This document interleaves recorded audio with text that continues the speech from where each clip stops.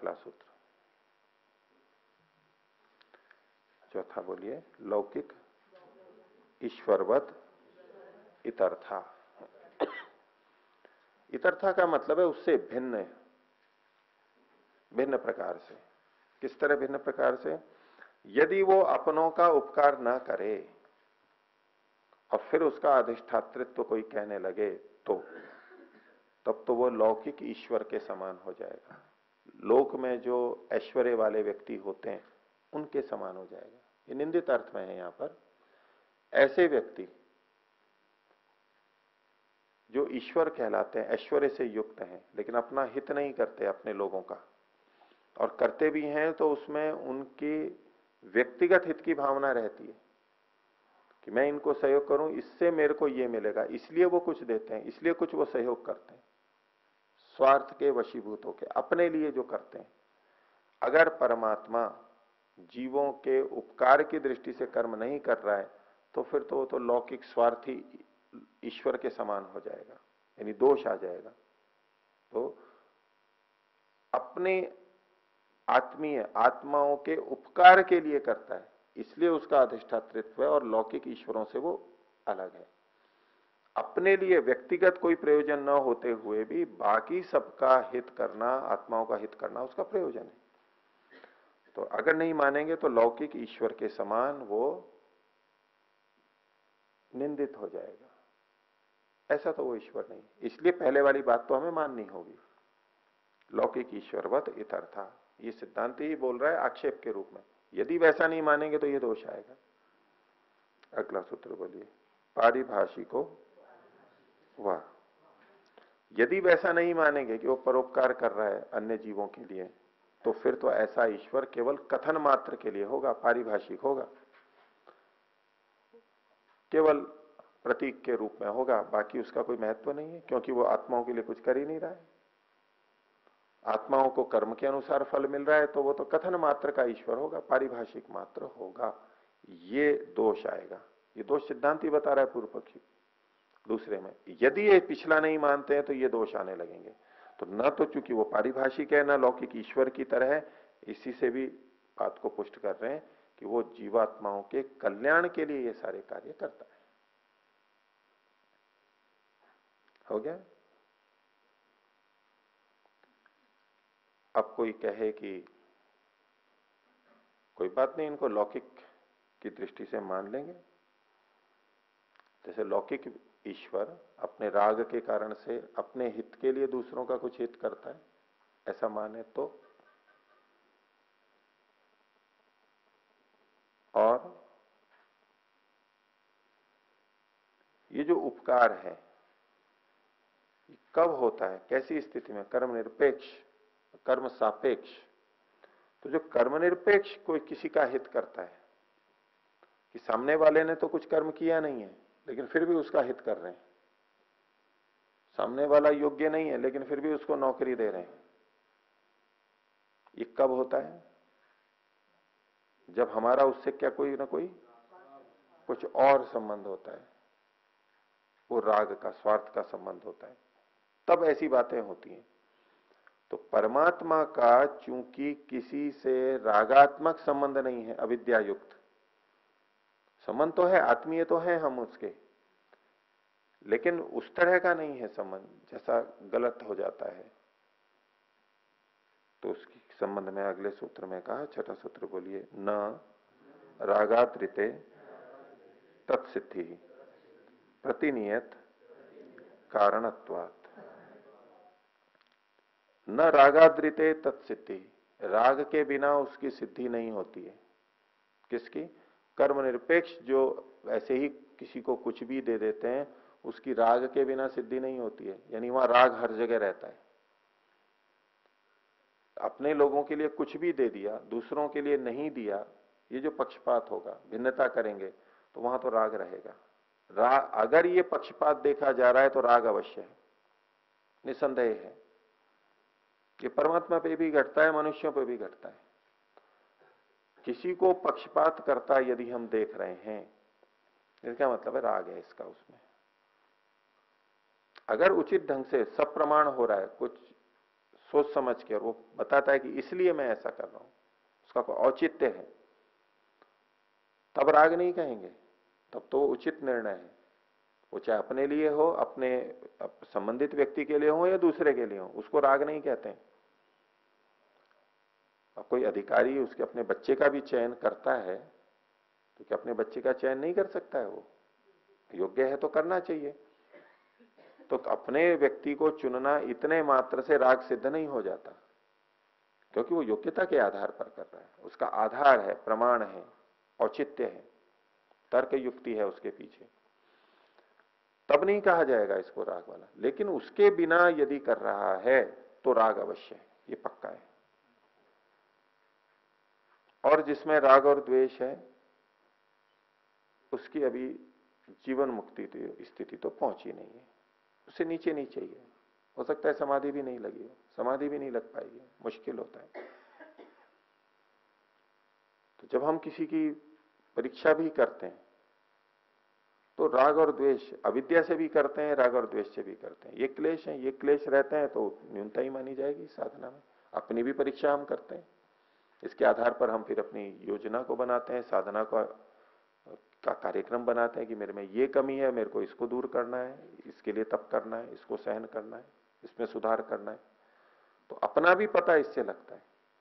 तो न रागात्रिते तत्सिद्धि, राग के बिना तो इसकी सिद्धि ही नहीं हो सकती। किसकी? कर्म निरपेक्ष फल देने की, ये जो भिन्न भिन्न फल हमें मिलते हैं उसकी। क्यों ऐसा मान रहे हैं? तो कहा प्रतिनियत कारणत्वात्, ये बिल्कुल निश्चित कारण है, इसलिए ऐसा हम बोल रहे हैं। प्रतिनियत है, इसके प्रति ये निश्चित कारण है। पक्षपात युक्त कोई निर्णय लिया जा रहा है कर्म निरपेक्ष, तो ये तो राग वहां अटूट है। राग नहीं है तो वो ऐसा करेगा ही नहीं व्यक्ति, ये प्रतिनियत कारण है। इसलिए हम बिल्कुल निश्चित कह सकते हैं कि पक्षपात कर रहा है तो राग है इसका, कोई संदेह नहीं। तो न रागात्रिते तत्सिद्धि प्रतिनियत कारणत्वात्। तो कह कि ठीक है, परमात्मा में भी राग मान लेंगे, परमात्मा भी ऐसा कर लेगा, क्योंकि जो भक्त ईश्वर की कृपा की अपेक्षा रखते हैं वो तो परमात्मा को ऐसा ही देखना पसंद करते हैं। ऐसा ही तो पसंद करते हैं कि भाई हम प्रार्थना करें, ये करें, और परमात्मा बस कर दे, जल्दी से जल्दी ऐसा हो जाए हमारा। ये भक्तों के अंदर घुस जाती है, बात घुसी रहती है।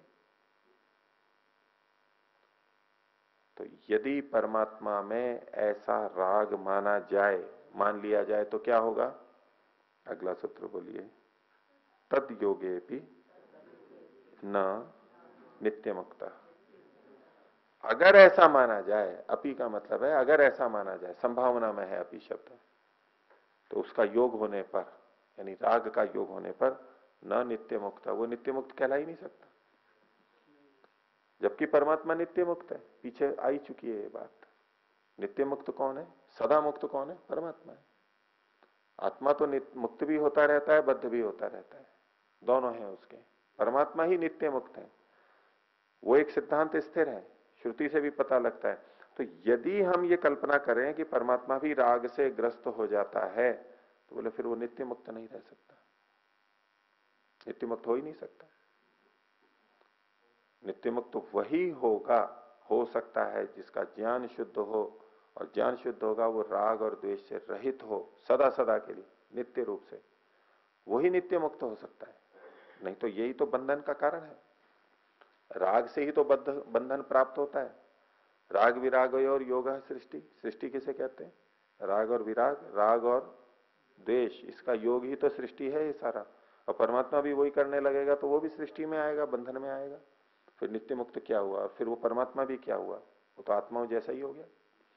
इसलिए तद योगे भी न नित्य मुक्त, इसका योग कोई माने भी तो वो नित्य मुक्त नहीं रह पाएगा।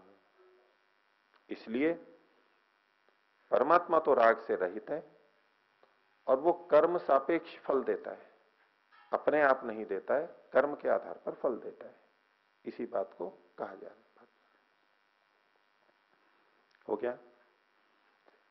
आगे देखिए, अगला सूत्र बोलिए, प्रधान शक्ति योगात चेत संगापत्ति। कोई कहे कि नहीं, परमात्मा कर्म के अनुसार नहीं दे रहा, वैसे भी दे सकता है, और जो प्रधान है, मूल प्रकृति है, वो उसकी शक्ति इतनी अधिक है कि वो परमात्मा को अपने वश में कर लेती है, और उसके कारण से परमात्मा वैसा का वैसा फल देता है।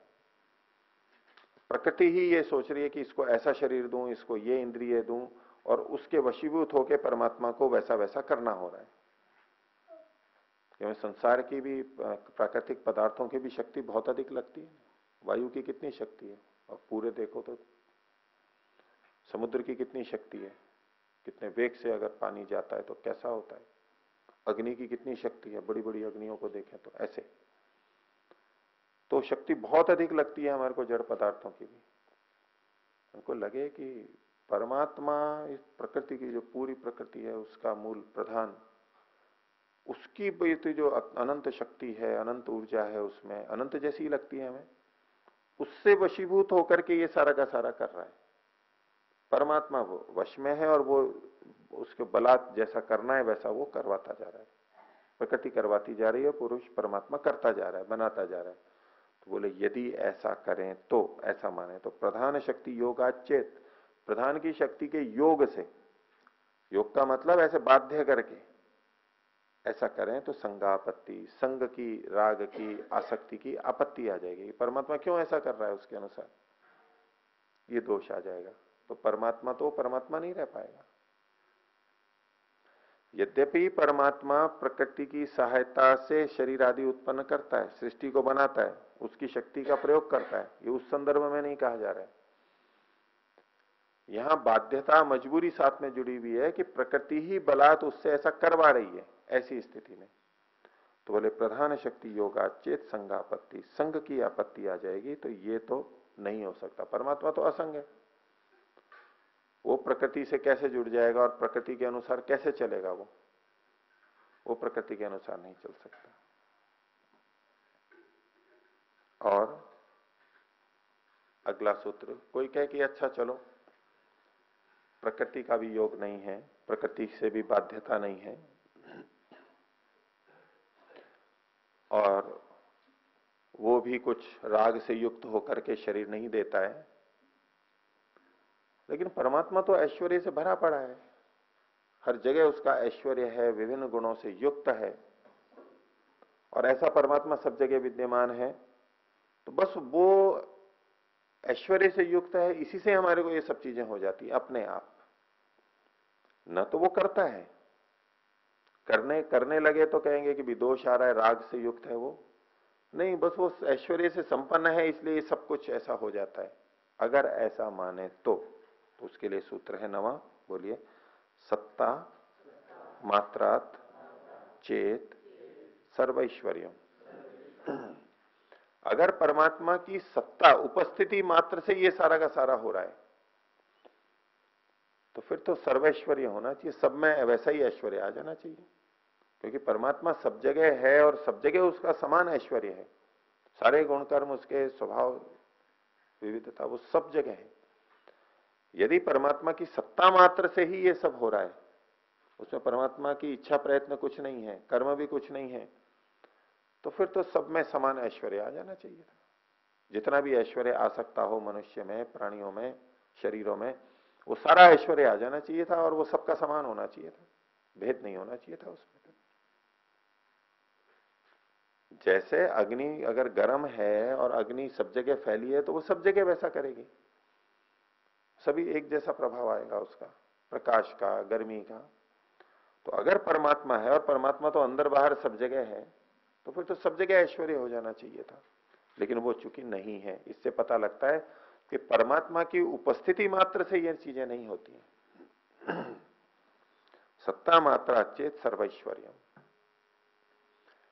कई लोग प्रश्न करते हैं, साधक लोग नए नए आते हैं तब, कि अच्छा परमात्मा सब जगह है, सर्वव्यापक है, उसमें आनंद है, ज्ञान है, आप कहते हैं कि हम उसमें डूबे हुए हैं, व्याप्य व्यापक संबंध है, तो परमात्मा का आनंद हमारे को क्यों नहीं मिल जाता? फिर जब हम उस आनंद में ही डूबे हुए हैं, तो हमारे को अभी क्यों नहीं मिल जाता है उसका आनंद? जैसे अग्नि में कोई गोला जाए तो गर्म हो जाता है, लाल हो जाता है, प्रकाशित हो जाता है, तो हम क्यों नहीं हो जाते आनंद से युक्त? क्योंकि सत्ता मात्र से, लौकिक उदाहरण यह है कि जैसी वस्तु के समीप जाते हैं वैसे हो जाते हैं। पानी है और उसमें रुई का गोला जाएगा तो गीला होगा ही, वो अंदर बाहर पानी हो ही जाएगा। घी में, तेल में हम हाथ डालते हैं तो वैसा चिकना हो ही जाएगा हाथ। वो कुछ करते थोड़ा ना, उनकी सत्ता मात्र से, सन्निकर्ष होने मात्र से उसका प्रभाव हमारे पे आ जाता है, रंग लग जाता है, कपड़े रंग जाते हैं। तो ऐसे ही परमात्मा को तो कहीं लाने ले जाने की भी बात नहीं है, कोई कर्म करने की बात नहीं है, वो तो है ही विद्यमान सब जगह। तो उसकी सत्ता मात्र से हमें आनंद मिल जाना चाहिए, हमें ज्ञान प्राप्त हो जाना चाहिए, ये सब प्रयत्न करने की आवश्यकता क्या है? बोले सत्ता मात्र से नहीं होता ये कि वो है इसलिए हम भी आनंदित हो जाएंगे, ऐसा नहीं हो सकता। वो जहां पर है वहां वो हर वस्तु चेतन हो जाएगी, ऐसा भी नहीं होगा। वो जड़ वस्तुओं में भी रहता है।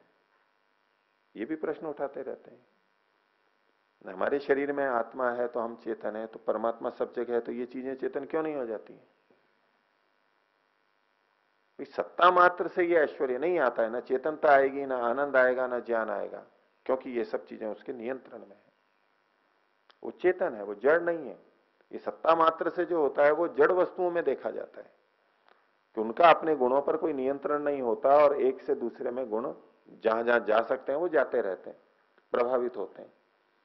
ये जड़ वस्तुओं की बात है, वो जड़ वस्तुओं की बात चेतन परमात्मा पे नहीं लगा सकते। केवल सत्ता मात्र से ऐश्वर्य नहीं आता, कोई भी ऐश्वर्य, सब समान नहीं हो जाते, नहीं तो सब समान हो जाएंगे। तो इससे ये कहना चाहते हैं कि ये जो चीजें हो रही हैं ये इच्छा प्रयत्न पूर्वक हो रही हैं, परमात्मा का ईक्षण है, परमात्मा हित की भावना से कर रहा है, उसका अधिष्ठातृत्व है, लेकिन वो भी कर्मानुसार ही करता है। तो पूरे परिप्रेक्ष्य को इस रूप में प्रस्तुत किया जा रहा है। तो सत्ता मात्रा चेत सर्वैश्वर्यम, दोष दिखाया जा रहा है। यदि सत्ता मात्र से माने, ईश्वर की सत्ता मात्र से, तो सबका ऐश्वर्य हो जाना चाहिए। लेकिन चूंकि सबका ऐश्वर्य नहीं है, सब समान रूप से सब गुणों से संपन्न नहीं है, इससे पता लगता है कि सत्ता मात्र से तो नहीं होता। वहीं योगी को आनंद आ रहा है और दूसरे बद्ध मनुष्य को ईश्वर का आनंद नहीं आ रहा है। एक ही कक्ष में है, एक ही स्थान पर है, जिस स्थान पर योगी को आनंद आ रहा था वो कहीं और चले गए, उस जगह दूसरा व्यक्ति आके बैठता है तो उसको भी नहीं आता वो। तो सत्ता मात्र से नहीं होता। अब इसी की पुष्टि के लिए और कुछ सूत्र आगे दे रहे हैं कि ये जो कर्म निरपेक्ष परमात्मा का फल देना, ये कुछ लोग मानते हैं, बोले उसकी सिद्धि नहीं होती है। कैसे नहीं होती है? 10वां सूत्र बोलिए, प्रमाण अभावात न तत्सिद्धि। चूंकि इसमें कोई प्रमाण नहीं है, कोई प्रमाण तो हो कि ईश्वर अपनी इच्छा से कुछ भी कर देता है, तो उसके लिए मान तो लें। बोले हो सकता है परमात्मा ऐसा करता हो अपनी इच्छा से। भाई हो सकता है ये तो कह दिया, हो सकता है मैं तो कुछ भी बोल सकते, हो सकता है मैं तो यूं भी बोल सकते हैं, हो सकता है परमात्मा हो ही नहीं। हो सकता है मैं तो बोल सकते हैं, हो सकता है परमात्मा भी हमारे जैसा ही हो सकता है परमात्मा ने भी कोई शरीर धारण कर रखा हो, यूं हो सकते हैं मैं तो कुछ भी कर लूं। वो तो संभावना है मात्र, कल्पना मात्र है। और हो सकता है ये कहते हुए भी व्यक्ति उसको अपना दृढ़ प्रमाण मान करके चलता है कि जैसे मैं बिल्कुल सही बोल रहा हूं, अरे ऐसा हो सकता है, हो सकता है। तो हो सकता है इसका मतलब है आपकी बात गलत है। हो तो सकता है लेकिन है तो नहीं है, उसके लिए सिद्ध करना होगा, प्रमाण देना होगा। तो प्रमाण के अभाव में सिद्धि नहीं होती बात की। इसलिए कोई यूं कल्पना करे परमात्मा कर्म निरपेक्ष फल देता है, ये संभावनाएं हो सकता है, तो संभावना ही है, ये कोई प्रमाण नहीं है। और आपको उसे सिद्ध करना है तो उसके लिए प्रमाण देना होगा। जैसे वैज्ञानिक भी किसी खोज को करते हैं तो पहले परिकल्पना करते हैं, संभावना व्यक्त करते हैं, ऐसा ऐसा हो सकता है, ऐसा ऐसा हो सकता है, एक दिशा लेकर के चलते हैं, फिर उसको प्रयोग करते हैं, प्रमाणों से सिद्ध करते हैं, तब कहते हैं हाँ ऐसा है। तो हो सकता है ये कहना, ये कोई प्रमाण नहीं होता है। तो गलत भी हो सकता है और सही भी हो सकता है। वो कोई कह रहा है कि ऐसा हो सकता है, तो दूसरा कहेगा ऐसा नहीं भी तो हो सकता है। अब कह तो दूसरे ने भी दिया, किसकी बात मानेंगे? वो कह रहा है कि हो सकता है, तो क्या मेरी बात ठीक है? और दूसरा कह रहा है ऐसा नहीं भी तो हो सकता है, तो उसकी बात ठीक हो गई कहने मात्र से। जब दूसरे की बात कहने मात्र से सिद्ध नहीं हो रही है, तो पहले की भी कहने मात्र से कैसे होगी कि ऐसा हो सकता है? तो हो सकता है तो कोई आधार बताइए कि ऐसा क्यों हो सकता है, आप किस आधार पर बोल रहे हैं? नहीं हो सकता है तो उसका आधार बताइए, क्यों नहीं हो सकता है? प्रमाण आना चाहिए। बिना प्रमाण के सिद्धि नहीं होती, इसलिए उन्होंने कहा प्रमाणाभावात न तत्सिद्धि, बिना प्रमाण के उसकी सिद्धि नहीं होती है। कि वो बिना कर्म निरपेक्ष वैसे ही फल देता हो, वो कर्म सापेक्ष ही फल देता है, कर्म पे आधारित है हमारे फल। अगला सूत्र और अपनी बात की पुष्टि करने, बोलिए संबंध अभावात न अनुमानम। संबंध का अभाव होने से अनुमान भी नहीं कर सकते। संबंध किसे कहते हैं? अनुमान प्रमाण वाला लक्षण। प्रत्यक्ष को देख के तो होता है, ठीक है, संबंध को देख करके प्रतिबंध दृश्य, प्रतिबंध को, संबंध को जिसने देखा है, किसके? व्याप्ति को जिसने देखा है, जहां जहां धुआं होता है वहां वहां अग्नि होती है, एक संबंध बन गया है। बोले इसमें कोई संबंध ही नहीं है कि परमात्मा जहां होगा वहां ऐसे ऐसे फल मिलेंगे, इसको ऐसा फल मिलेगा, इसमें कोई नियम तो बताओ कि क्यों किसी का शरीर ऐसा है, क्यों किसी का जन्म यहां पर है, क्यों कोई पशु बना है, क्यों कोई वृक्ष बना है, क्यों मनुष्य में भी भेद है? कोई कारण तो बताओ, संबंध तो बताओ। इसमें कोई संबंध ही नहीं बन रहा है, कोई व्याप्ति ही नहीं है, इसलिए अनुमान नहीं हो सकता। अनुमान तो संबंध पर, व्याप्ति पर निर्भर करता है। प्रतिबद्ध को देखने वाला होता है, प्रतिबंध को देखने वाला होता है, उसको अनुमान वहां हो पाता है। तो पहला वाला जो सूत्र था पिछला, वो प्रत्यक्ष पे अधिक केंद्रित था, इसमें कोई प्रत्यक्ष प्रमाण नहीं है। और ये दूसरा वाला है अनुमान पे केंद्रित, कि चूंकि संबंध ही नहीं है आपस में, प्रत्यक्ष ही नहीं है, इसलिए संबंध भी नहीं है, और संबंध नहीं है तो अनुमान भी नहीं कर सकते। आप अनुमान प्रमाण का भी प्रयोग नहीं कर सकते, अनुमान प्रमाण से इसको सिद्ध नहीं कर सकते कि परमात्मा कर्म निरपेक्ष ये सारी चीजें कर रहा है। और अगला देखिए 12वां सूत्र, बोलिए श्रुतिरपि प्रधान कार्यत्वस्य, पीछे से न की अनुवृत्ति लेते हैं, संबंधाभावात न अनुमानम। और प्रधान के कार्यत्व की श्रुति भी नहीं है कि प्रधान अपने आप कर देता है। प्रधान यानी मूल प्रकृति, वो अपने आप सृष्टि को बना देती है, इसकी भी कोई श्रुति नहीं है। और पीछे इन्होंने बताया था कि प्रधान का कार्यत्व क्यों नहीं है, क्योंकि उसकी परवशता है, दूसरे पे अधीन है। इसलिए प्रकृति अपने आप ही वैसे कर देती हो तो वो भी नहीं हो सकता। श्रुतिरपि प्रधान कार्यत्वस्य न, प्रधान अपने आप कर दे, ईश्वर निरपेक्ष और कर्म निरपेक्ष, इसकी भी श्रुति नहीं है। प्रकृति अपने आप दे नहीं सकती है, प्रकृति कर्म को जान नहीं सकती है, वो अपने आप नहीं देगी। प्रकृति की परवशता है, वो परवश किसके है? परमात्मा के, और परमात्मा कर्म के आधार पर फल देता है। तो ये प्रतिपादन इन्होंने किया। कुछ और इस विषय में आगे बात चलेगी। किन्हीं को कुछ पूछना है इसमें? नहीं, प्रणव तो नहीं। ओ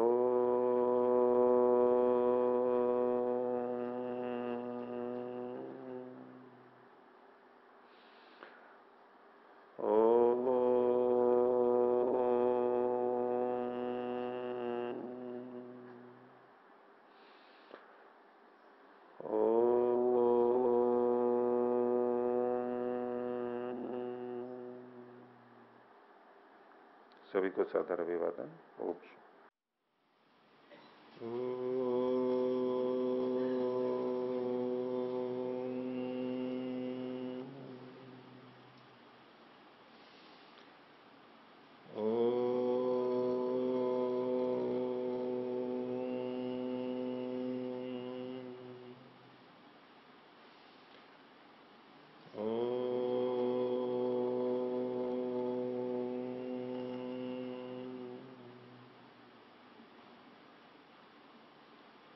सांख्य दर्शन की 32वीं कक्षा। 5वें अध्याय का प्रारंभ पिछली कक्षा में किया था, जिसमें सूत्रकार ने बताया कि यद्यपि ज्ञान से मुक्ति होती है, लेकिन शुभ कर्मों को तो हमें करना ही होता है। मंगलाचरण, मंगल कर्मों को करना होता है, क्योंकि शिष्ट लोग ऐसा करते हैं, क्योंकि उसका फल देखा जाता है और श्रुति यानी शब्द प्रमाण से भी उनके करने का हमें उल्लेख मिलता है। और इन कर्मों का फल ईश्वर पर आश्रित नहीं है, मात्र ईश्वर पर अधिष्ठित नहीं है, ईश्वराधीन नहीं है।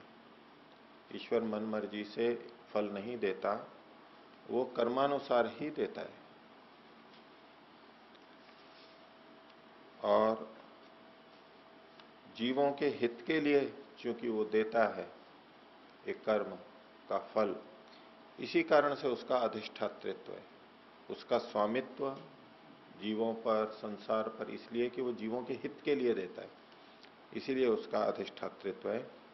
और यदि वो स्वार्थवशात अपने कारण से दे, फिर तो लौकिक ईश्वर जैसा हो जाएगा और वो कोई आदर का पात्र नहीं रह पाएगा, नाम मात्र का होगा।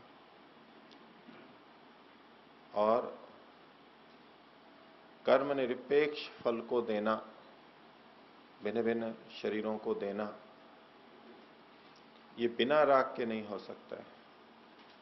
राग उसमें मूल कारण है। परोक्ष रूप से हम द्वेष को भी ले सकते हैं उपलक्षण से। जिनको अधिक दिया, अच्छा शरीर, बुद्धि, परिवार दिया, उनके प्रति राग, और जिनको अल्प कम गुण वाला शरीर, परिवार आदि दिए, उनके प्रति द्वेष। तो राग है तो द्वेष भी साथ में उपलक्षण में ले सकते हैं। तो यदि कर्म निरपेक्ष ये विचित्रता, भिन्नता है, तो राग आदि अवश्य होगा। बिना राग के तो ये हो नहीं सकता, क्योंकि राग और द्वेष इसके निश्चित कारण है, निरपवाद रूप से कारण है। और यदि परमात्मा ऐसा है तो उसको नित्य मुक्त नहीं कह सकते।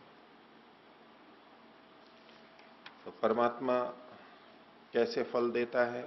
तो प्रकृति किसे बाध्य होकर के तो नहीं देता। प्रधान उसको बाधित करे और फिर वो दे, ये नहीं होता। उससे तो फिर उसमें संग दोष आ जाएगा। और केवल परमात्मा का अस्तित्व है, इतने मात्र से लोगों पे उसका प्रभाव पड़ जाता हो, ईश्वर का ऐश्वर्य लोगों को मिल जाता हो, ये भी नहीं हो सकता। सत्ता मात्र से नहीं हो सकता। यदि परमात्मा की सत्ता मात्र से ही हमारे को आनंद और ज्ञान मिलने लगता, तो फिर तो सबको मिल जाता, सबके पास ऐश्वर्य होता, सबके पास ईश्वर का आनंद होता, सबके पास ईश्वर का ज्ञान होता। लेकिन वो देखा नहीं जाता है। इसलिए मात्र ईश्वर की सत्ता से उसके गुण हमारे में नहीं आते हैं। और प्रमाणों से भी ये सिद्ध नहीं होता है कि यूं ही आ जाएंगे, न अनुमान से सिद्ध होता है और न श्रुति से होता है। तो ये सारी बातें पिछले पाठ में हमने देखी थी। अब इससे आगे और चर्चा चला रहे हैं। मूल बिंदु ये बना हुआ है कि परमात्मा ने इस सृष्टि बनाई क्यों, कैसे बना दी। सिद्धांत रूप में प्रतिपादन ये है कि कर्मानुसार जीवों के हित के लिए प्रकृति का प्रयोग करते हुए परमात्मा ने सृष्टि बनाई। ये तो सिद्धांत पक्ष हो गया। सार रूप में इनका ये है, अर्थात ईश्वर जीव प्रकृति तीनों को मानेंगे। प्रकृति बाधित नहीं कर सकती, वो परतंत्र है। वो फल दे नहीं सकती, वो परतंत्र है, कोई और सत्ता चाहिए। परमात्मा प्रकृति से बाधित नहीं हो सकता, नहीं तो उसमें संग दोष आ जाएगा, जबकि परमात्मा तो निसंग है, शब्द प्रमाण भी बोलता है। और परमात्मा अपने लिए कुछ करता नहीं है, वो कर्म सापेक्ष जीवों के लिए करता है, इसलिए उसका इतना महत्व है। तो अन्य लोग जो कुछ परिकल्पनाएं करते हैं, आज भी प्रचलित हैं, उस समय भी कुछ लोग मानते होंगे कि परमात्मा से अविद्या जुड़ गई, ब्रह्म से अविद्या जुड़ गई। ब्रह्म जो परात्पर चेतन तत्व है उससे अविद्या आकर के जुड़ गई, और अविद्या से जुड़ने के कारण से ये फिर सृष्टि का निर्माण हुआ। आजकल जो अद्वैत परंपरा चल रही है उसमें वो कुछ ऐसा ही मानते हैं। अद्वैत में केवल ब्रह्म ही है, ब्रह्म के अतिरिक्त और कुछ नहीं है, यानी परमात्मा मूल चेतन तत्व सर्वज्ञ सर्वव्यापक एक ही तत्व है बस। प्रश्न होता है कि ये जो जीव है ये कौन है, तो वो उसका अंश ही है, ये माना जाता है। ये प्रकृति क्या है, तो ये भी उसी से बनी है, उसी ने अपने रूप को इस रूप में प्रकट कर दिया है ब्रह्म ने, ऐसा वो लोग मानते हैं।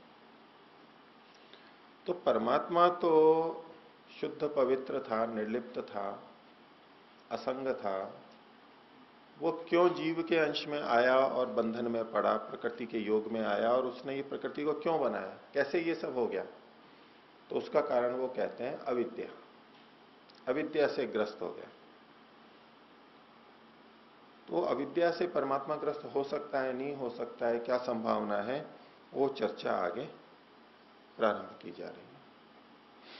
तो 13वां सूत्र बोलेंगे, न अविद्या शक्ति योगो निस्संगस्य।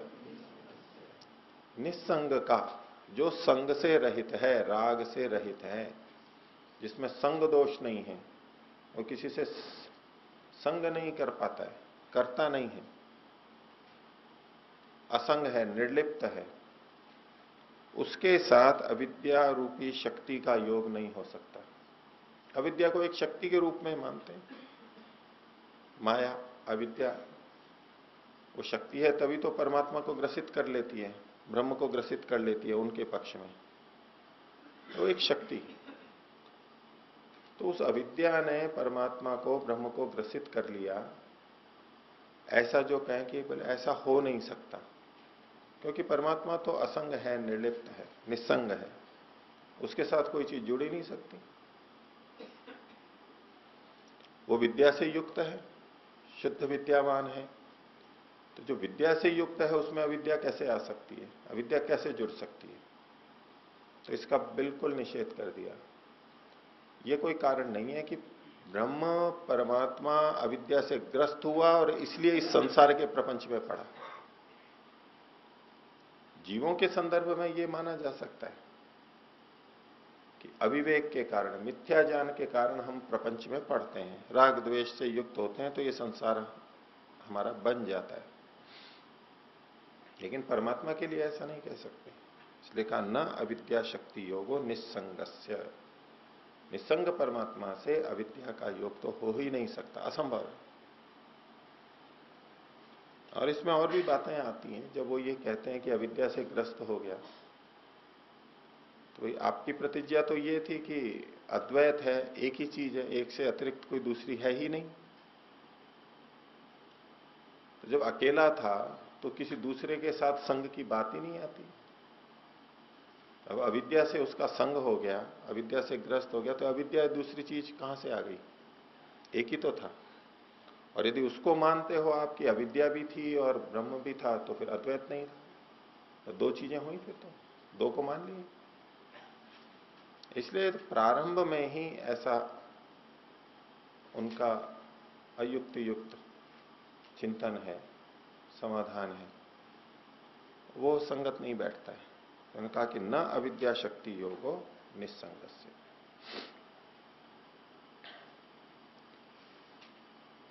अब इसमें ये मान के चल रहे हैं कि चेतन को अविद्या कैसे उत्पन्न होती है। एक है कि जब हम बंधन में आते हैं तो अविद्या उत्पन्न होती है।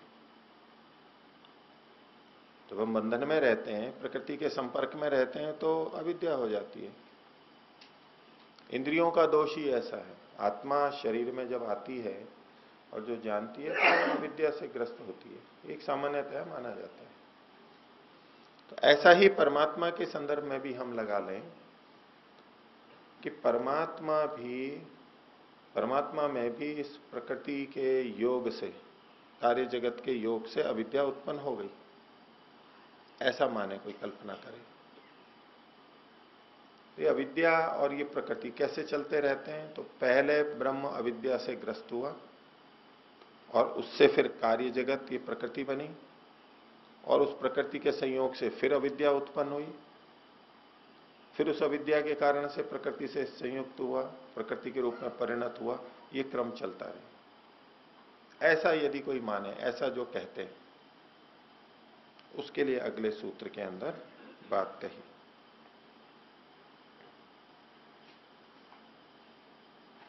इसमें पिछले सूत्र में जो था कि भाई अविद्या आकर के उससे युक्त हो गई, कहें कि ठीक है अविद्या आकर के नहीं जुड़ी, आप नहीं मान रहे हो, तो पुरुष स्वयं प्रकृति से जाकर के जुड़ गया,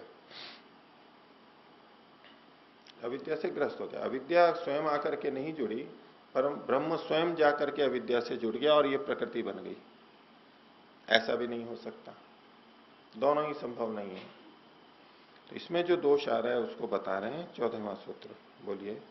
तद योगे तत्सिद्धौ अन्य अन्याश्रयत्वम, इसको बोलते हैं अन्योन्याश्रयत्वम। अन्योन्याश्रय दोष। अन्योन्याश्रय मतलब एक दूसरे पे आश्रित होना, इसको दोष माना जाता है। एक चीज दूसरे पे आश्रित हो, दूसरी फिर और अन्य पे आश्रित हो, तब तो ठीक है, लेकिन एक दूसरे पे आश्रित हो तो इसको अन्योन्याश्रय दोष कहते हैं। एक चीज दूसरे पे आश्रित है, एक को सिद्ध करने के लिए दूसरी चीज और दूसरे को सिद्ध करने के लिए फिर पहली चीज। अब पहली चीज ही सिद्ध नहीं है, उसको सिद्ध करने के लिए दूसरी, और दूसरी को सिद्ध करने के लिए पहले, ये अन्योन्याश्रय दोष है। न्यायालय में दो व्यक्ति हों, दोनों अपराधी हों, चोर हैं मान लीजिए, और अब एक से पूछा कि आपने चोरी नहीं की, इसमें क्या प्रमाण है? तो बोले कि ये प्रमाण है बगल में जो खड़ा है। अब वो तो खुद अप्रामाणिक है। और यदि माना भी जाए कि ये चोर है, चोर नहीं है पहले वाला, क्योंकि दूसरा कह रहा है, अच्छा अब दूसरे को सिद्ध करेंगे कि ये चोर नहीं है, वो भी तो कटघरे में है अभी, तो बोले कि ये कह रहे हैं, तो दोनों एक दूसरे पे आश्रित हो गए। उसके लिए कोई और प्रमाण चाहिए तीसरा, आपस में एक दूसरे को नहीं हो तो कुछ भी हो जाएगा। इसमें लोक में भी प्रचलित है, कई बार ऐसी बातें होती है तो उसको अन्योन्याश्रय दोष कहते हैं। तो राम के घर का पता नहीं था कहां है, तो श्याम के घर के सामने। ठीक है, सुन रखा है। राम का घर कहां है? श्याम के घर के सामने। श्याम का घर कहां है? राम के घर के सामने। ये अन्योन्याश्रय दोष हो गया। भाई राम का घर पता नहीं था, आपने चलो बता दिया श्याम के घर के सामने। अब श्याम का घर कहां है तो कुछ और चीज बतानी पड़ेगी कि भाई इसके पास में है, इस पेड़ के पास में है, इस विद्यालय के पास में, कुछ और बताना पड़ेगा। उसी को दूसरे को सामने लेके करेंगे तो ये अन्योन्याश्रय दोष आता है, इससे बात सिद्ध नहीं होती है। तो यदि अविद्या से ब्रह्म ग्रसित हुआ और फिर ये कार्य जगत बना, ऐसा माने, तो अब इस कार्य जगत के बनने के बाद में फिर अविद्या उत्पन्न हुई। ऐसा ही लोग मानते हैं कि कार्य जगत से युक्त हुआ, फिर अविद्या उत्पन्न हो गई, राग द्वेष उत्पन्न हो गए। तो अविद्या से ये संसार हुआ उत्पन्न, और संसार से फिर अविद्या उत्पन्न हो गई, तो अन्योन्याश्रय दोष हो गया एक दूसरे से। तो उसको कहा तद योगे, अविद्या का योग यदि हुआ है, इससे तत्सिद्ध हो, इस कार्य जगत की सिद्धि अगर माने तो अन्योन्याश्रय दोष होगा कि एक बार अविद्या से ये कार्य जगत बना और उस कार्य जगत से योग हुआ तो फिर अविद्या उत्पन्न हो गई। तो आखिर कैसे, ये दोनों में से कहां से प्रारंभ हुआ? और अविद्या का मतलब क्या होता है? जो चीज जैसी है वैसा नहीं जानना, उसे भिन्न जान लेना, ये अविद्या, विपरीत ज्ञान है। अब जब ये कार्य जगत उत्पन्न ही नहीं हुआ था, जिस समय अकेला ब्रह्म था, तब अविद्या नाम की चीज क्या थी कि ये ब्रह्म किसको भिन्न रूप में देख रहा था, अन्य कौन ऐसा था। अब अविद्या से ग्रस्त हुआ तब तो ये कार्य जगत बना, संसार बना। जब संसार नहीं था तो अविद्या कहां से आ गई थी। संसार बन गया तो कहें कि जो ये संसार जैसा है, ये संसार जैसा दिखाई दे रहा है वैसा नहीं है, ये तो ब्रह्म रूप है, ये तो कार्य रूप में तो भ्रांति में दिखाई दे रहा है। अर्थात यहां कार्य जगत में अविद्या को देख रहे हैं। कार्य जगत होगा तभी तो अविद्या होगी कि कार्य के ब्रह्म ही है, ये तो हमें दिखाई दे रहा है जड़ के समान, ये भ्रांति है। तो ये चीजें हैं तभी तो भ्रांति हो रही है, उनके पक्ष की दृष्टि से सोच रहे हैं। तो यदि कार्य जगत के होने पर अविद्या उत्पन्न होती है तो ये कैसे कह रहे हो कि अविद्या के होने पर कार्य जगत उत्पन्न हो रहा है। और यदि अविद्या से कार्य जगत उत्पन्न हुआ है तो फिर उस कार्य जगत से अविद्या की उत्पत्ति की बात ही नहीं है, अविद्या तो पहले से ही है। तो यदि आप इस तरह से अविद्या से ग्रस्त होना मानेंगे और उससे इस संसार कार्य जगत की उत्पत्ति मानेंगे तो इसमें तो अन्योन्याश्रय दोष आएगा, ये ठीक नहीं है। अब अन्योन्याश्रय दोष का भी कोई जने समाधान करते हैं कि भाई नहीं, इसका कारण वो, इसका कारण वो हो सकता है। कैसे? तो उसके लिए अगला सूत्र देखिए, बोलिए। न बीजांकुर वत सादि संसार श्रुते है। बीजांकुर के समान, बीज और अंकुर, अंकुर माने पौधा, तो बीज से अंकुर, पौधा और पौधे से फिर बीज होता है या नहीं। बीज से पौधा बनता है, पौधे से फिर बीज बनता है, बीज से फिर पौधा बन जाता है। तो ऐसे ही अविद्या से संसार बना, संसार से अविद्या बनी, अविद्या से संसार बना, संसार से अविद्या बनी, चलता जाएगा। बीजांकुर के समान मान लेंगे हम, ये जो क्रम है हम ऐसे मान लेंगे। आप ये क्यों कह रहे हो कि अन्योन्याश्रय दोष है? बीजांकुर के समान मान लेंगे। ये बीजांकुर का दृष्टांत वहां दिया जाता है जहां कोई प्रारंभ नहीं हमें पता लगता है। यद्यपि सिद्धांत देखेंगे तो बीजांकुर में भी बीज पहले है सृष्टि के प्रारंभ में, लेकिन उस पक्ष को ध्यान में न रख के, जैसे अभी संसार के समय में बीजांकुर बीजांकुर बीजांकुर ये चलता रहता है, बच्चे माता पिता, बच्चे माता पिता, बच्चे माता पिता, हम ये मान के चलते हैं बस इतना, ये जो परंपरा चल रही है ऐसे ये चलता रहेगा। लेकिन जब ये बीजांकुर का उदाहरण दिया जाता है, कारण कार्य का ऐसा जो उदाहरण दिया जाता है, वहां ये होता है जब इसका कोई आदि नहीं हो, कोई प्रारंभ हमारे को नहीं हो कि अब ये प्रारंभ हुआ था, लगातार चलता आ रहा है, चलता आ रहा है, वहां बीजांकुर का उदाहरण दिया जाता है। लेकिन ये संसार तो ऐसा नहीं है, ये तो उत्पन्न होता है, ये ऐसे ही चलता जाए चलता जाए चलता जाए। लेकिन इस संसार की तो शादी की श्रुति है, प्रारंभ होता है, ये पता लगता है।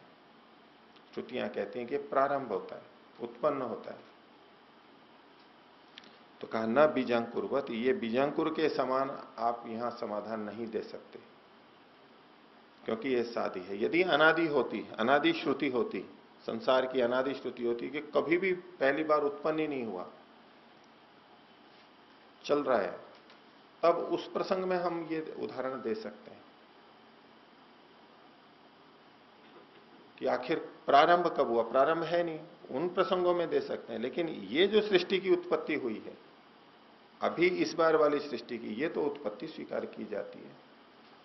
इसलिए यहां पर आप बीजांकुर के समान कह करके समाधान नहीं कर सकते। न बीजांकुरवत सादि संसार श्रुते है इयम विशिष्टिर यथा आबभुआ द्यावा भूमि जनयन देव एक। परमात्मा के लिए कहा जाता है उसने इसको सृष्टि को उत्पन्न किया, और उसके अंदर ऐसा नहीं वर्णन आता है कि वह अविद्या से ग्रस्त हो गया और फिर ऐसे ऐसे सृष्टि उत्पन्न हुई जैसी कि ये कल्पना करते हैं, ऐसा वर्णन नहीं होता है। तो परमात्मा अविद्या से ग्रस्त होकर के इसको बनाए ऐसा नहीं है। और सादी संसार श्रुति के साथ में ये भी हमें जोड़ना होगा कि जो प्रारंभ होता है व्यक्ति का, जन्म का, मुक्ति के बाद में, उसमें अविद्या कारण नहीं होती है, अविवेक कारण नहीं होता है मूल रूप से। ठीक है, उसकी समाप्ति के बाद आएगा, वो उसमें अल्पज्यता रहती है, इतना ठीक है, न तो कर्म कारण है ना अविद्या, मिथ्या ज्ञान नहीं है, हाँ अल्पज्यता है, वो एक कारण है, और आगे फिर उसको अवसर दिया जा रहा है, बस उतना ही कारण है। तो ये अगर हम ये माने कि अविद्या से ही, जब जब अविद्या से ग्रस्त पीछे पीछे पीछे अविद्या है, तो इसका मतलब है कि वो तो फिर हमेशा से अविद्या से ग्रस्त रहा है। और यदि अविद्या से हमेशा ग्रस्त रहा है तो हमेशा ग्रस्त रहेगा, वो हट नहीं सकता, वो चलता रहेगा चलता रहेगा। और अद्वैत के अंदर जब ये मानते हैं कि अविद्या से ग्रस्त हो गया ब्रह्म और फिर जीव के रूप में आ गया, बंधन में आ गया, फिर साधना करके मुक्ति में चला जाएगा, अब मुक्ति से लौट करके नहीं आएगा, वो हमेशा के लिए मुक्त हो गया। तो उनके पक्ष में हमेशा से मुक्त होना कैसे बनेगा? जिस प्रकार से पिछली बार वो अविद्या से ग्रस्त हो गया था, ब्रह्म ही तो था ना, वो तो शुद्ध पवित्र था, वो अविद्या से ग्रस्त हो गया था ना, और बंधन में आ गया था। तो ऐसे ही जब मुक्त होकर के फिर ब्रह्म रूप हो जाएगा, उनकी मान्यता के अनुसार जीव ब्रह्म का एकत्व हो जाएगा, अब उसके बाद अविद्या से ग्रस्त क्यों नहीं हो सकेगा? इसमें क्या कारण है? तो क्या कि शुद्ध पवित्र हो गया, वो तो निर्लिप्त हो गया, विवेक से युक्त हो गया, वो तो ब्रह्म पहले भी था।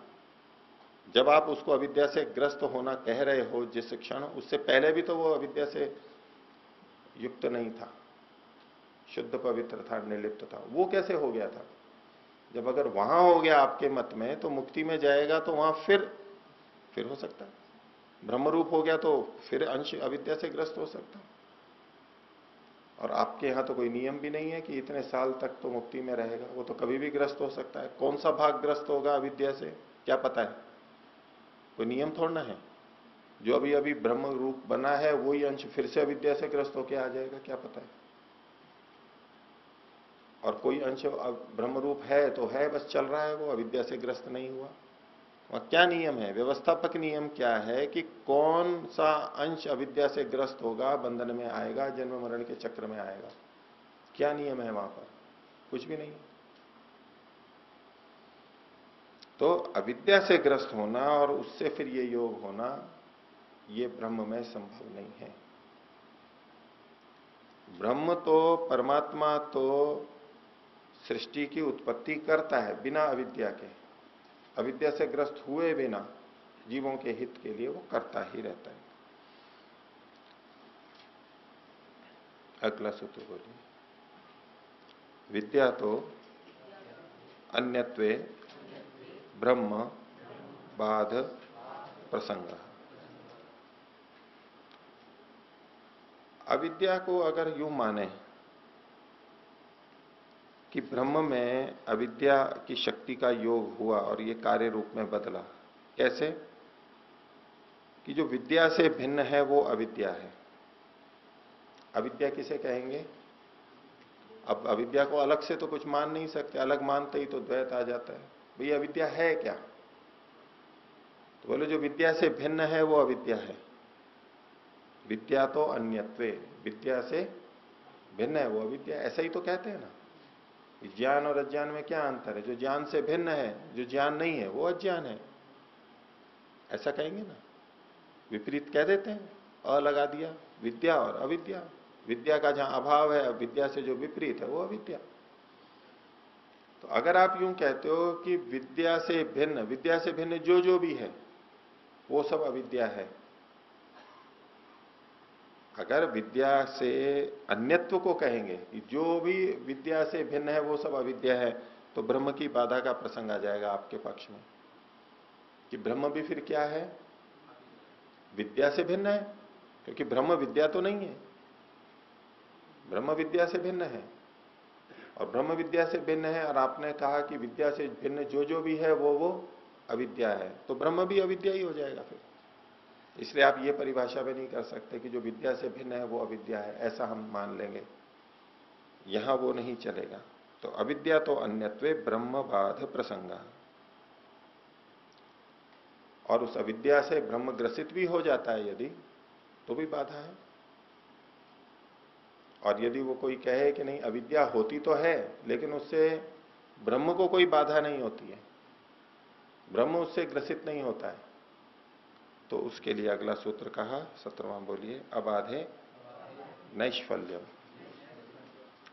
यदि ब्रह्म विद्या से अविद्या से ग्रसित नहीं होता है, ऐसा आप माने, ग्रसित होने पे दोष आ रहा है, परमात्मा ग्रसित हो नहीं सकता, असंग है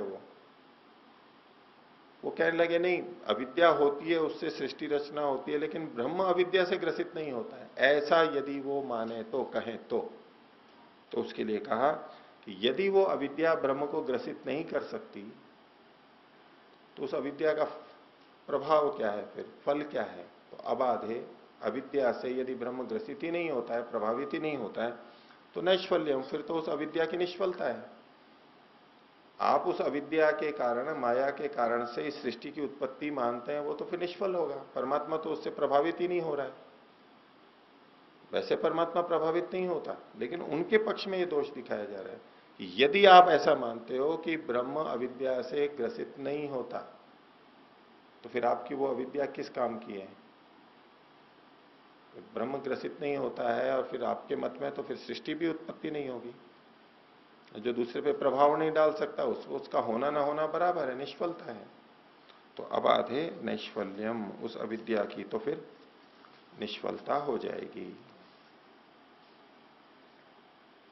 इसलिए विद्या से जो अन्य है उसको अविद्या नहीं कह सकते उनके मत में। ये एक परपक्ष का खंडन किया जा रहा है, जो लोग कुछ मानते हैं इस तरह का। अब कोई कल्पना करने लगे, अच्छा विद्या से जो भिन्न है वो अविद्या है, ऐसा कहने पे तो बात बनी नहीं। तो यूं कह लेते हैं कि विद्या से जिसका नाश होता है उसे अविद्या कहते हैं। अविद्या का नाश विद्या से होता है, तो विद्या से जिसका नाश होता है, विद्या से जिसका बाध होता है, जिसकी रुकावट होती है, उसको अविद्या कहते हैं। शब्दों का फेर है, उसने अलग ढंग से कहा। ऐसा यदि कहीं कोई कहे तो उसका क्या उत्तर है, उसको 18वें सूत्र में कहा, बोलिए, विद्या बाध्यत्वे जगतो अपि एवं। अगर विद्या का के द्वारा जो बाधित होती है ऐसी अविद्या मानी जाए, विद्या से जो बाधित होती है उसे अविद्या कहते हैं, तब तो ये जो जगत है, कार्य जगत संसार, ये भी अविद्या ही कहलाएगा, क्योंकि ये जगत विद्या से बाधित हो जाता है।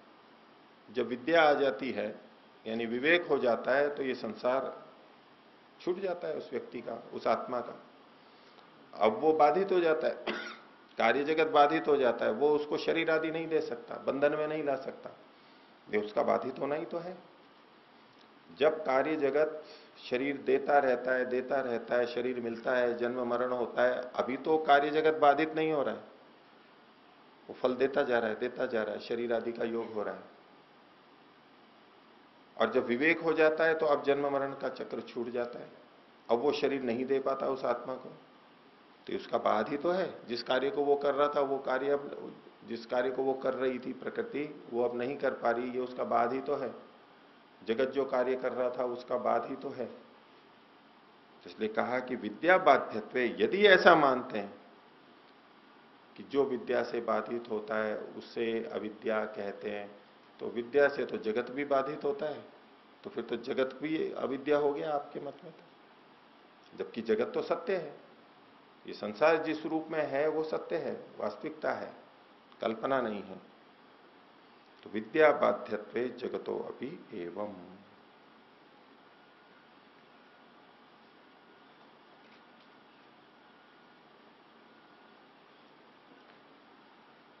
अगला सूत्र बोलेंगे, तद्रूपत्वे साधित्वम। और यदि पूर्व पक्षी कहे कि ठीक है जगत को भी हम अविद्या मान लेंगे, यदि वो कहे कि ठीक है कोई बात नहीं, विद्या से जगत भी बाधित होता है और जगत को भी अविद्या कहते हैं, तो कह लेंगे। तो यदि ऐसा कहते हैं तो बोले आपके सिद्धांत से दोष आएगा, आपके अपने से विरोध आएगा। कि ऐसी यदि ये बाधित होता है, तद्रूपत्व का मतलब है यदि ये जगत अविद्या रूप है तो जगत का तो साधित्व है, जगत तो प्रारंभ होता है, ये श्रुति मिलती है हमारे को। जबकि आप अविद्या को अनादि मानते हो, अविद्या की उत्पत्ति नहीं मानते हो। ब्रह्म जिस अविद्या से ग्रसित हुआ था, उनसे कहीं ये अविद्या कहां से आई, तो वो तो अनादि है, वो सदा से है, वो अनिर्वचनीय है, कुछ कह नहीं सकते उसमें। कहेंगे क्या, वो कहने को कुछ है ही नहीं। ऐसा विचित्र है कि कुछ भी कहेंगे तो विरोध आता है, उनके सिद्धांतों से विरोध आता है, स्व सिद्धांत से विपरीत कथन बनता है। उस अविद्या को वो अनादि मानते हैं, वो सदा से थी, उत्पन्न नहीं हुई थी। क्योंकि उत्पन्न होना यदि माना जाए उस अविद्या का, तो कहां से आई वो, प्रारंभ वाली, शुरू से जो है, मानी सृष्टि की उत्पत्ति से पहले जिस अविद्या ने ब्रह्म को ग्रसित किया था, वो कहां से आई। तो यदि आप विद्या से जिसको बाधित किया जाता है उसको अविद्या कहेंगे, तो जगत भी अविद्या हो गया। और जगत का तो प्रारंभ है, जगत का प्रारंभ तो है, तो इसका मतलब अविद्या का भी प्रारंभ, अविद्या की भी उत्पत्ति आपको माननी होगी, आप मानेंगे। वो आपके सिद्धांत में गलत जाएगा। तद्रूपत्वे साधित्वम, यदि अविद्या का ये जगत जो है ये अविद्या रूप है, फिर तो अविद्या सादी हो जाएगी, क्योंकि जगत सादी है, श्रुति भी कहती है। तो अविद्या भी सादी हो जाएगी, आपके पक्ष में ही विरोध आ जाएगा, आपकी मान्यता से विरोध आ जाएगा। इसलिए आप ये नहीं कह सकते कि जगत को भी हम अविद्या मान लेंगे, आपको तो जगत और अविद्या को अलग अलग ही मानना होगा। तो तद्रूपत्वे साधित्वम। तो इस सारी चर्चा में कर्म के अनुसार हमें शरीर मिलता है, बिना कर्म के परमात्मा शरीर नहीं देता। ये जो बंधन चल रहा है ये कर्मानुसार चल रहा है। मुक्ति से लौटा हुआ एक अपवाद, बाकी सब जगह इसी तरह चलेगा। तो और किसी कारण से ये नहीं हो पाएगा। परमात्मा जो देता है वो कर्मानुसार देगा हमारे को। तो ये सारी की सारी सिद्धि की अन्य कोई कारण नहीं हो सकता कि कर्म का कारण नहीं है और वैसे ही परमात्मा विद्या से ग्रस्त हो गया और इस संसार को बना दिया और हमारे को फल दे रहा है, ऐसा नहीं हो सकता।